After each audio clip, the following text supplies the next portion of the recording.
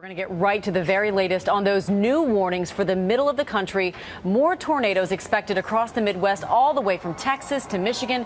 Those pictures are remarkable, Sam. I mean, and this is happening everywhere. Yeah, it will be by the weekend. We're looking into Saturday, Sunday, and we're going to even show you how it lasts into Monday. Amy, when you see things like this, we've had a very quiet tornado season. We've had so much cold air in place in the country. And so now we get those warmer temperatures. And here goes the tornado season. I do want to mention briefly that the National Weather Service has been looking into this. These are preliminary reports. When you see something like this is the foundation of a house, and this isn't after someone came in and cleaned it up. This is right after the storm. The house taken off the foundation. So when you see something like this, and we saw it yesterday and we were talking in the office, this looks like the damage of an EF4, and indeed the Weather Service has said it probably is anywhere from 166 to 200 miles per hour. It's a devastating storm. They're talking about the dead or the bodies being found inside houses and thrown outside houses. So it's just devastating, the kind of damage, and a reminder to us that today, this is where the storms could light up in that area from Jackson to Memphis and Billings and Rapid City, two areas. But over the weekend,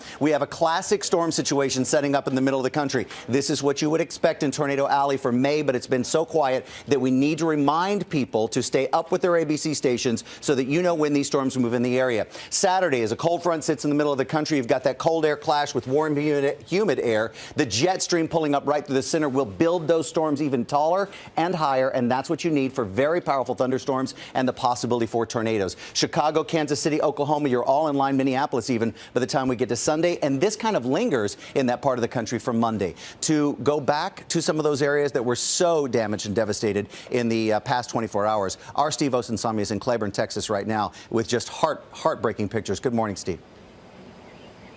Good morning, Sam. The family that lives here says that someone was clearly watching over them. The roof was torn off, the house shaken up, the walls knocked down. It looks like someone put this home in a blender and hit mix. They made it out alive by hiding out in this bathroom back here. Police have surrounded this neighborhood because they say it's unsafe for families to be here.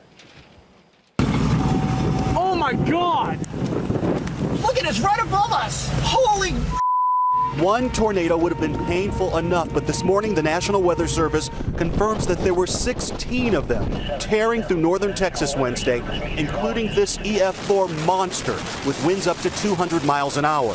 I was screaming, oh my God, it's over, you know, we're gone. From the sky, the aftermath is even more heartbreaking. This was Granbury, Texas before the disaster. Blocks of homes, many of them built by Habitat for Humanity for families in need.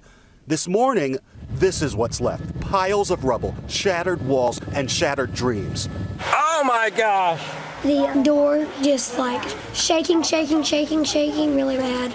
From the street, it's even more disheartening. Family cars tossed around like Hot Wheels. Windows exploded into flying daggers. And this morning, nearly 3,500 homes and businesses here are still without power. In Cleburne, weather officials now think it was an EF3 that cut a second path of destruction half a mile wide. Across this state, many of those who lost their homes now so thankful they didn't lose their lives. My cars are gone, my house is gone, but my children are here and we're okay. There was severe weather last night across much of Louisiana, but nothing like what happened here.